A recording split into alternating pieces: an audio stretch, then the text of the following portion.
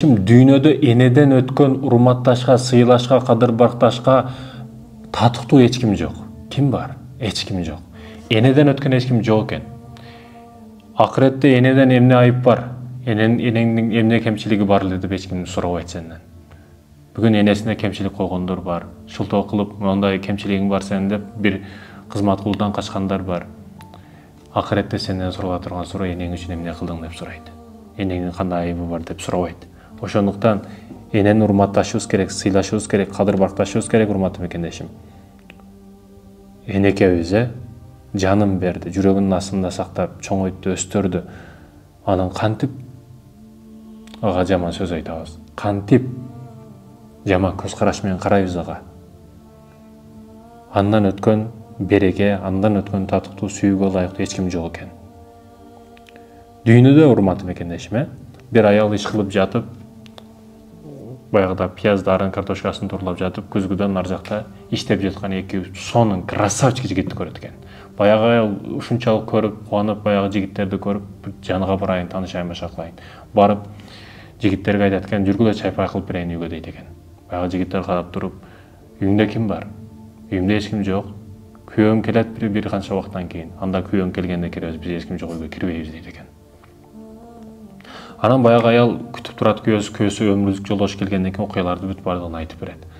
Анда чакырчы баягы жигиттерди дейт экен.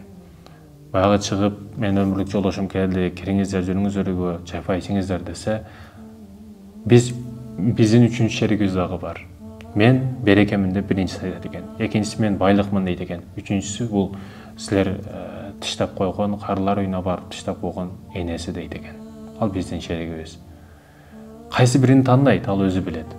Күйөөңө айт дейт экен. Кайсы бирин тандаса, ошонубуз киребиз дейт экен.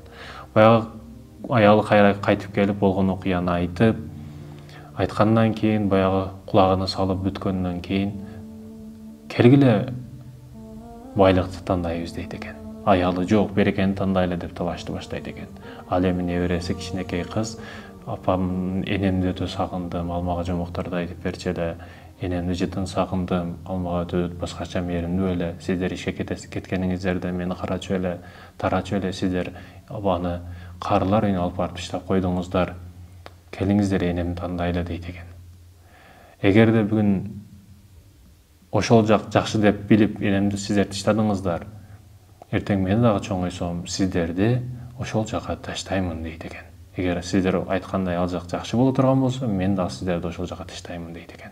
Баягы өмүрлүк жолдошу жана экөөнө жүрөгүнө бир нерсе жетип кетти да. Баласынын айткан сөздөрү тийди бир жерине.